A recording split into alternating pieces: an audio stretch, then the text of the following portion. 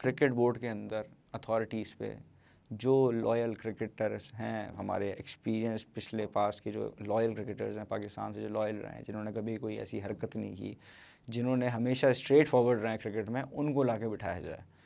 अगर वो आगे अथॉरिटी पे बैठते हैं तो मैं देखता हूँ फिर क्रिकेट बोर्ड में कोई ऐसे मिसहैप कैसे होता है, नहीं हो सकता। अगर शोएब अख्तर जैसा बंदा, यूनुस खान जैसा बंदा क्रिकेट बोर्ड में आएगा, क्रिकेट बोर्ड सुधर जाएगा, आई एम श्योर। क्यों? वो उन्होंने ना कभी अपने करियर में किसी की सुनी, ना वो आप सुनेंगे। वो उसूल पे बात करते हैं, उनको वो उसूल पे, अभी यूनुस भाई टीम के साथ रहे, उन्होंने उसूलों पे बात की, वो बाहर हो गए जी। क्यों? अब लड़के मुँह पड़ रहे हैं कि भाई आपका क्या काम है हमारे हमें हमें ये बोलने का। आपका जो रोल है आप उस पर रहो, आपको जितना काम है आप वो करो, आप हमें ये नहीं बताओ कि हमने क्या चीज़ फॉलो करनी क्या नहीं करनी। भाई वाई? वो आपकी टीम की मैनेजमेंट का पार्ट है, उसका राइट बनता है कि वो अगर आपको किसी चीज़ के लिए बोल देता है तो आपको सुनना है। क्योंकि यूनुस भाई डिसिप्लिन थे बहुत, और अभी भी हैं। वो बंदा टाइमिंग के हिसाब से हर चीज़ के, पहनना उड़ना, बात करना, खाना पीना, हर चीज़ में डिसिप्लिन है यूनुस भाई की। हमने तो देखा बचपन से उनको। तो भाई बात यह है कि इनको डिसिप्लिन लोग, इनको उसूल वाले लोग नहीं पसंद आते, क्योंकि ख़ुद भी उसूल परस्त नहीं है, ख़ुद भी मतलब इस तरह से बस चल रहा है हिसाब किताब, अल्लाह पाक ने चलाया हुआ तो चले जा रहा है। लेकिन वो चीज़ नहीं है कि एक जो क्रिकेटर में होनी चाहिए, जो एक क्रिकेट पर्सनालिटी के अंदर होनी चाहिए। यहीं पे अगर हम बात करते हैं दूसरी किसी टेस्ट टीम के अंदर कि इंग्लैंड की है या इंडियन क्रिकेट टीम है, अब इंडिया की टीम में अगर हम देखें लाइक चेतेश्वर पुजारा, जो उनका ओपनिंग बैट्समैन है, वो टेस्ट स्पेशलिस्ट है, और उसने कभी भी मेरे हिसाब से वाइट बॉल में तो मुझे कभी नज़र नहीं आया, चाहे वो आईपीएल हो या फिर कोई और भी उनका टूर्नामेंट होता है T20 की बहुत सारे, मतलब हमने कभी उसको नहीं देखा कि वो वाइट बॉल क्रिकेट में दिखा हो।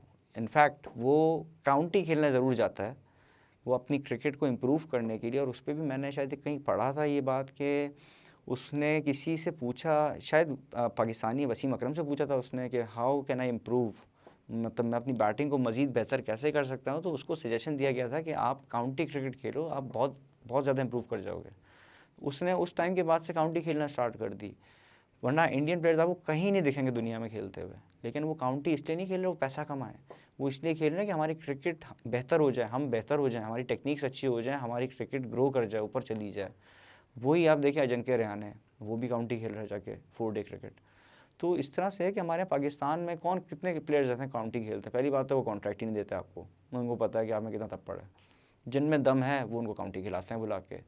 फॉर एग्जांपल मीर हमजा जाता है, मोहम्मद अब्बास को देख लें आप, काउंटी ने पकड़ लिया, उसको छोड़ ही नहीं रही है वो, क्योंकि पाकिस्तान ही वैल्यू नहीं कर रहा है एक बंदे को, तो वो क्यों, वो भी पागल नहीं है कि वो आके यहाँ पे अपना टाइम ज़ाया करे। उसको काउंटी में ठीक है रिस्पेक्ट मिल रही है, वो खेल रहा है वहाँ पे। ऐसे ही अगर हम और बात करें शान मसूद की, मेरे हिसाब से पाकिस्तान क्रिकेट में शान मसूद का जो कमबैक हुआ है वो हुआ ही काउंटी बेस्ड पे है, कि वो पहले पाकिस्तान टेस्ट टीम से बाहर हो चुका था, लेकिन जब उसने काउंटी में आउटस्टैंडिंग परफॉर्मेंस की है तो वो वापस आया टीम के अंदर, और उसके बाद से वो मतलब उसने शो किया उसको यहाँ पे भी कि उसके अंदर इतना बड़ा एक चेंज आया है। तो ऐसे प्लेयर जो इसके लिए मेहनत करें ना, उनको लाके टीम में रखा जाए। अब चाहे वो आपका जी वो बड़े से बड़ा स्पॉन्सर लेके आ रहा हो एक प्लेयर, या वो, अगर आपने स्पॉन्सर्स को देखना है तो फिर सेक्रीफाइस करोगे आप पाकिस्तान टीम को भाई।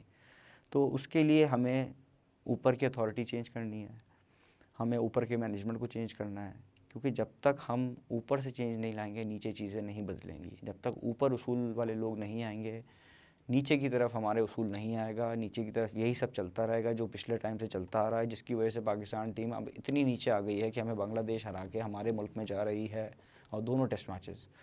ये कोई इसकी जस्टिफिकेशन नहीं है हमारे पास।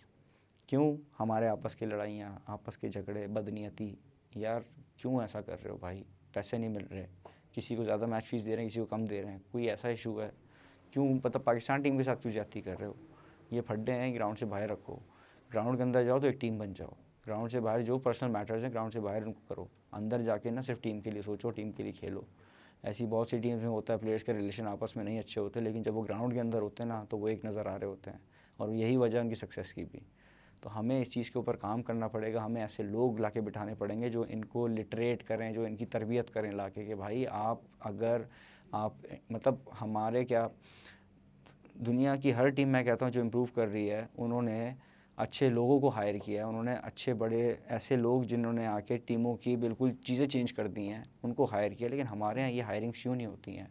कोई बेचारा आता भी है अगर उसको भगा दिया जाता है, क्यों? उसकी सुनी नहीं जाती है, उसको ऐसे फील करवाया जाता है कि भाई आपकी तो कोई वर्थ ही नहीं है, बस जो है हम हैं। यहाँ प्लेयर पावर बनाई हुई है, जो कि नहीं होनी चाहिए। उसूल पे बात रहे, उसूल के ऊपर चीज़ें चलें, तो जाके हमारी टीम भी इम्प्रूव करेगी और हमारी जो टेस्ट क्रिकेट में जो डाउनफॉल आया हुआ है वो वापस से हम ऊपर की तरफ जा सकते हैं इस चीज़ को लेके।